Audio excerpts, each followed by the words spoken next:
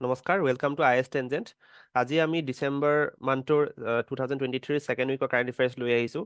আৰু আমি আগতে কৈছিলোঁ যে কাৰেণ্ট এফেয়াৰ্ছ পঢ়িবলৈ হ'লে আমি প্ৰথমতে গম পাব লাগিব কি টপিকৰ লগত ৰিলেটেড। ত' ফাৰ্ষ্ট যিটো আমি টপিক পঢ়িম, ফাৰ্ষ্ট টপিকটো যিটো হৈছে global status on road safety, আৰু এই টপিকটো ৰিলেটেড হৈছে ইণ্টাৰনেশ্যনেল নিউজৰ লগত। অ'কে, ত' গ্ল'বেল ষ্টেটাছ অন ৰোড ছেফটিটো কি হয়, যে global status on road safety এটা ৰিপৰ্ট হয় যিটো 2009 চনত লঞ্চ কৰিছিল, আৰু এইটো এটা ছাৰ্ভে এণ্ড ৰিভিউ ৰিপৰ্ট হয় যিটো 170 UN মেম্বাৰ্ছে ৰিপৰ্টটো পাব্লিছ কৰিছে। এই ৰোড ছেফটি জেনেৰেলি কিহৰ ওপৰত ফ'কাছ কৰিছে? ৰোড ছেফটিৰ ওপৰত। কিহৰ কাৰণে ৰোড ছেফটিৰ ওপৰত ফ'কাছ কৰিছে? কাৰণ আমি দেখা পাওঁ যে ৰোড ট্ৰেফিকৰ যিটো ডেথ বা ফেটেলিটিছ, ডেথটো যিটো হয় 5% কমি গৈছে, বা ফেটেলিটিছটো কিমান 1.34 লেক্সৰ পৰা 1.5 লেক্সলৈকে বাঢ়ি গৈছে, ৰাইট? ইভেন যদি আমি এতিয়া চাওঁ যে গুৱাহাটী এৰিয়াটো যদি আমি ঘূৰি ফুৰোঁ, আমি ৰোড ছেফটি বুলি আমাৰ কনচাৰ্ণ থাকে যে ৰোড ছেফটি একো নাই। তো এই ৰিপৰ্টটো কি কৰে? এই ৰিপৰ্টটোৱে জেনেৰেলি এটা বেটাৰ ডিচিজন মেকিঙত হেল্প কৰিব, আৰু ৰোড ছেফটি যিবিলাক গেপ আছে সেই গেপবিলাক ফুলফিল কৰাত হেল্প কৰিব। এইটো লঞ্চ কৰিছিলে ৱৰ্ল্ড হেল্থ অৰ্গেনাইজেশ্যনে। এতিয়া ষ্টেট গভৰ্ণমেণ্ট বা চেণ্ট্ৰেল গভৰ্ণমেণ্ট এক্সামছবিলাকত কেনেকুৱা ধৰণৰ কুৱেশ্যন আহিব? এইটো কুৱেশ্যনটো চাওক, which declaration is related to road safety. ইয়াতে আছে Brasilia, Budapest declaration, Mumbai, Kolkata. ইয়াৰ শুদ্ধ এনচাৰটো হ'ব ব্ৰাছিলা ডিক্লেৰেশ্যন। নেক্সটটো হৈছে নাই হলেম প্ৰাইজ। নাই হলেম প্ৰাইজটো কিহৰ লগত ৰিলেটেড? এৱাৰ্ডছৰ লগত ৰিলেটেড। এইবাৰ এইটো কাক দিয়া হৈছে? সবিতা লাডাকে দিয়া হৈছে, সবিতা লাডাজে, ৰাইট? তো সবিতা লাডাজে কিয় পাইছে এই এৱাৰ্ডটো? নাই হলেম প্ৰাইজটো কিয় দিয়া হৈছে? কাৰণ it is because of their recognition in achievement in chemical science education. তো chemical science educationত তেওঁ awareness spread কৰিছে, তেওঁ mentorship দিছে to different teachers, to different students. So that's why she has been recognized, আৰু সেইটো কাৰণে তেওঁক নাই হলেম প্ৰাইজটো দিয়া হৈছে। তো কুৱেশ্যনটো কেনেকৈ আহিব? হু ওন দ্য নাই হলেম প্ৰাইজ 2023? সবিতা লাডাজে, নিক গ্ৰিভছ, আনায়া চাইফাৰ্ট, ভাসুন্ধৰা ৰাজে। ইয়াৰ শুদ্ধ এনচাৰটো হ'ব সবিতা লাডাজে। নেক্সট হৈছে global partnership on AI summit. AI মানে কি? Artificial intelligence. AI মানে কি কোৱা যায়? আৰ্টিফিচিয়েল ইণ্টেলিজেঞ্চ, ঠিক আছে? তো এইটো কিহৰ লগত ৰিলেটেড? এইটো ইণ্টাৰনেশ্যনেল নিউজৰ লগত ৰিলেটেড হয়। এইটো কিহৰ কাৰণে ইমান ইম্পৰ্টেণ্ট হয়? Because India was one of the founding member of this summit. 2020 চনত এইটো লঞ্চ কৰা হৈছিল। আৰু এইটো কিহৰ কাৰণে মেইন ইম্পৰ্টেণ্ট হয়? কাৰণ আৰ্টিফিচিয়েল ইণ্টেলিজেঞ্চৰ কথা আমি শুনিয়ে থাকোঁ। ৰিচেণ্টলি আমি এটা নিউজ পাইছোঁ যে ৰশ্মিকা মান্ধানাৰ deep fake technology, fake face উলিয়াইছিল। ঠিক তেনেকৈ ৰাছিয়া আৰু ইউক্ৰেইনৰ যুদ্ধৰ কথা গম পাওঁ, তেনেকৈ ইউক্ৰেইনৰ যিজন প্ৰেচিডেণ্ট ভ্লডিমিৰ জেলেন্সকি, তেওঁ ফেক ফেচ উলিয়াইছে। সেইটোক কয় ডিপ ফেক টেকনলজি বুলি কয়, ৰাইট? তো ডিপ ফেক টেকনলজিৰ কথা ওলাইছে। তেনেকৈ AI is a very dangerous, right? It can be dangerous also', it can be beneficial to the society also'. তো সেইটো কাৰণে এইবাৰ ইণ্ডিয়া এইটো লঞ্চ কৰিছে। এইটো ক'ত লঞ্চ কৰিছে? নিউ দিল্লীত লঞ্চ কৰিছে এইটো বস্তু। আৰু ইণ্ডিয়া ইভেন 28 মেম্বাৰ্ছৰ লগত নেগচিয়েট কৰি আছে যে এই পাৰ্টনাৰশ্বিপ যিটো আছে, AI সামিট যিটো আছে, AI সামিটৰ ওপৰত চিৰিয়াছনেছ ইনফৰমেশ্যন স্প্ৰেড কৰিবলৈ। আৰু ইয়াৰ এইমটো কি হৈছে? To bridge the gap between the theory and practice on AI। Okay, তো এতিয়া কুৱেশ্যনটো আহিব যে 2023 যিটো সামিট হৈছে, 2023 যিটো সামিট হৈছে, GPAI ফুল ফৰ্মটো কি হয়? Global partnership on artificial intelligence summit. Okay, এইটো ক'ত হৈছে? মুম্বাই, বেংগলোৰ, নিউ দিল্লী, কলকাতা। ইয়াৰ শুদ্ধ এনচাৰটো হ'ব নিউ দিল্লী। নেক্সট হৈছে অমৃত টেকনলজি। অমৃতৰ ফুল ফৰ্মটো কি হয়? অমৃত, ইয়াত লিখা আছে arsenic and metal removal by Indian technology.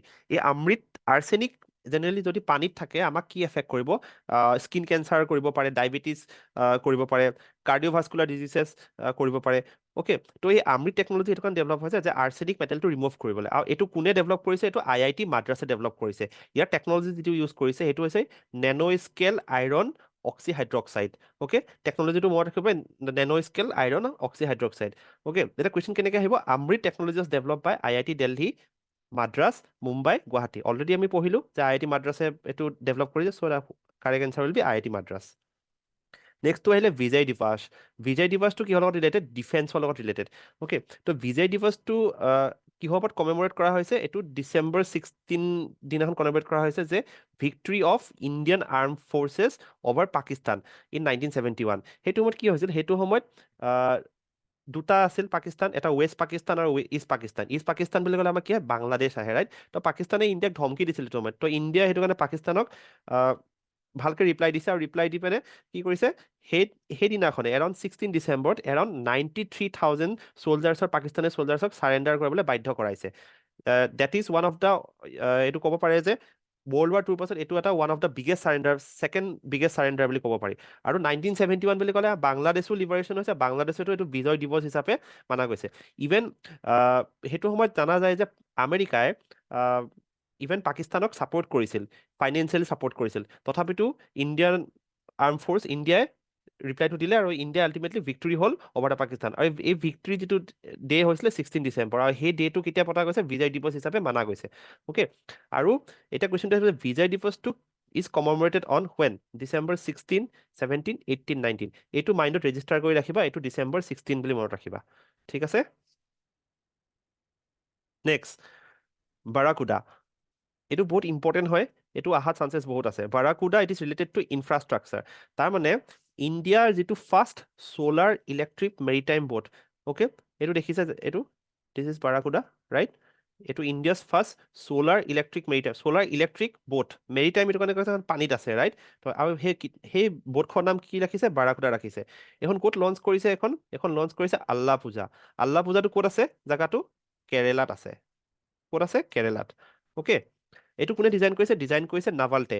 এই বাৰাকুডা যিটো নাম দিয়া হৈছে ন, এটা চুইফ্ট ফিছ বুলি আছে, চুইফ্ট ফিষ্টৰ নামৰ নামৰ পিছত এইটো দিয়া হৈছে বাৰাকুডাটো। অ'কে, এই যিটো ডিজাইনটো হয়, এইটো বাৰ্লিন এটা ষ্টাৰ্টআপ আছে যিটো এনাৰ্জি ট্ৰানজিশ্যন এৱাৰ্ড কয়, তাতে ৱৰ্ল্ডছ বেষ্ট ষ্টাৰ্টআপ হিচাপে পাইছে সিহঁতে ইন মবিলিটি এণ্ড ট্ৰানজিশ্যন। এতিয়া কুৱেশ্যনটো আহিব, which is India's first solar electric boat. India's first solar electric boat বুলি ক'লে আমি কি পঢ়াইছিলো এতিয়া অলপ দেৰি আগত, সেইটো নামটো হৈছে বাৰাকুডা। এইটো মাইণ্ডত ৰেজিষ্টাৰ কৰি ৰাখিব। অ'কে, বাৰাকুডা, মুণ্ডত্ৰী, আদিত্য, আৱালনটো, শুদ্ধ এনচাৰটো হ'ব বাৰাকুডা। নেক্সটটো যাওঁ, social stock exchange. Social stock এক্সচেঞ্জটো কি হয়, আমি বম্বে ষ্টক এক্সচেঞ্জৰ কথা শুনিছোঁ, হয়নে, নেশ্যনেল ষ্টক এক্সচেঞ্জৰ কথা। তো ছ'চিয়েল ষ্টক এক্সচেঞ্জটো হয়নো কি? অ'কে, তো ছ'চিয়েল ষ্টক এক্সচেঞ্জ জেনেৰেলি যিটো টপিক, সেইটো ইণ্ডিয়ান ইকনমিৰ লগত ৰিলেটেড। তো ছ'চিয়েল ষ্টক এক্সচেঞ্জ কেনেকুৱা বস্তু হয়, যেনেকৈ ধৰি লওক বম্বে ষ্টক এক্সচেঞ্জ বুলি ক'লে আমাৰ মনত কি হয়, কৰ্পৰেটছৰ কথা আহে। ছ'চিয়েল ষ্টক এক্সচেঞ্জটো জেনেৰেলি কাক এটা ফাণ্ডিং মেকানিজিম হয়, যোনে ফাণ্ড দিয়াত হেল্প কৰে কোনবিলাকক, যেনেকৈ ধৰি লওক NGO, okay, non profit organisations, এইবিলাকক হেল্প কৰে। অ'কে, তেনেহ'লে প্ৰফিট অৰ্গেনাইজেশ্যন সোমাব পাৰে নেকি? য়েছ, প্ৰফিট অৰ্গেনাইজেশ্যন সোমাব পাৰিব, but that should have an impact on socially impact হ'ব লাগিব, right? The primary objective should be social impact. সেই তেওঁলোকবিলাকেহে ছ'চিয়েল ষ্টক এক্সচেঞ্জত লিষ্টিং কৰিব পাৰিব। অ'কে, আৰু এইটো বস্তু অকল ইয়াতে নহয়, ধৰি লওক UK, কেনেডা, ব্ৰাজিল, এই কাণ্ট্ৰিজবিলাকতো ছ'চিয়েল ষ্টক এক্সচেঞ্জ আছে। অ'কে, এইটো বস্তু আমাৰ ফাইনেন্স মিনিষ্টাৰে 2019-2020 বাজেটত এইটো বস্তু কথাটো উলিয়াইছিল, ছ'চিয়েল ষ্টক এক্সচেঞ্জৰ কথা। অ'কে, এতিয়া এইটো ইম্পৰ্টেণ্ট কিয় হৈ গৈছে, উন্নতি ফাউণ্ডেশ্যন বুলি এটা আছে। তো উন্নতি foundation was the first entity to become list on the social stock exchange. Okay, year details আমি আপোনালোকে আমাৰ APSC বা UPSC বা ADRE কোৰ্চ জইন কৰিব পাৰে, ডিটেইলছ পঢ়াম যে ছ'চিয়েল ষ্টক এক্সচেঞ্জত এলিজিবল কোন হয় বা কোন লিষ্টিং হ'ব পাৰে। অ'কে, ইয়াৰ ডিটেইলছো আমি পঢ়াম। অ'কে, তাৰপিছত ইয়াত লিখা আছে, it serves a medium for enterprise to seek finance for social initiative. Yes, এটা অল্টাৰনেটিভ মেকানিজিম হয় NGO বিলাকৰ কাৰণে, নন প্ৰফিট অৰ্গেনাইজেশ্যনবিলাকৰ কাৰণে। অ'কে, এতিয়া কুৱেশ্যনটো কেনেকৈ, first entity to list on social stock exchange, Unnati foundation, care India, smile foundation, HelpAge India. এটা শুদ্ধ এনচাৰটো কি হ'ব, উন্নতি ফাউণ্ডেশ্যন। অলৰেডি পঢ়াইছোঁ। এইটোৱে মনত ৰাখিব যে ছ'চিয়েল ষ্টক এক্সচেঞ্জটো কি হয়, এটা বম্বে ষ্টক এক্সচেঞ্জ টাইপে হয়, বাট এইটো NGO, নন প্ৰফিট অৰ্গেনাইজেশ্যন আৰু profit organisation that have the objective on social impact, primary objective social, সিহঁতৰ কাৰণে হয় ছ'চিয়েল ষ্টক এক্সচেঞ্জ। ইয়াত লিষ্ট কৰিব পাৰে। অ'কে, নেক্সট আহিলে ইন্দিৰা গান্ধী প্ৰাইজ, এইটো এৱাৰ্ডছৰ লগত ৰিলেটেড। তো ইন্দিৰা গান্ধী প্ৰাইজটো এবাৰ কাক দিয়া হৈছে, এইটো প্ৰত্যেক বছৰে ওলাই। এবাৰ দিয়া হৈছে ডেনিয়েল বেৰেনবইম আৰু আলী আবু আৱাৰক দিয়া হৈছে। কিহৰ কাৰণে, ইজৰাইলী আৰু পেলেষ্টাইনৰ যিটো কনফ্লিক্ট আছিলে তাত পিচ অনাত হেল্প কৰিছে। অ'কে, তো সেইটো কাৰণে কাক দিয়া হৈছে, ডেনিয়েল বেৰেনবইম আৰু আলিয়া আবু এৱাৰ্ড। অ'কে, এতিয়া কুৱেশ্যনটো হৈছে, who won the Indira Gandhi prize 2023?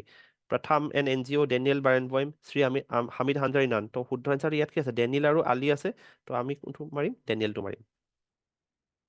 Next, India permanent resident of Antarctica. Okay, এইটো ৰিচাৰ্চ এণ্ড ডেভেলপমেণ্টৰ লগত ৰিলেটেড। অ'কে, 1983 ইণ্ডিয়াই অলৰেডি এটা পাৰ্মানেণ্ট বেছ বনাইছিল এণ্টাৰ্কটিকাত, আৰু সেইটো বেছটোৰ নাম হৈছে দাক্ষিণ গংগোত্ৰী। এইটো ক'ত, এণ্টাৰ্কটিকাত দাক্ষিণ গংগোত্ৰী কৰিছিল। অ'কে, আৰু ভাৰতে এষ্টাব্লিছ কৰিছিল কেতিয়া, 2013 এষ্টাব্লিছ কৰিছিল। অ'কে, এতিয়া কুৱেশ্যনটো এনেকুৱা ধৰণৰ হৈ পৰে যে ইণ্ডিয়াছ research station in Arctic region is Maitri, Himadri, Bharati, Dakshin Gangotri. তো ইয়াৰ শুদ্ধ এনচাৰটো কি হ'ব, হিমাদ্ৰী। চাওক, এণ্টাৰ্কটিকাৰ কাৰণে দাক্ষিণ গংগোত্ৰী আৰু আৰ্কটিক ৰিজনৰ কাৰণে কি হ'ব হিমাদ্ৰী। এইটো মনত ৰাখিব আপোনালোকে।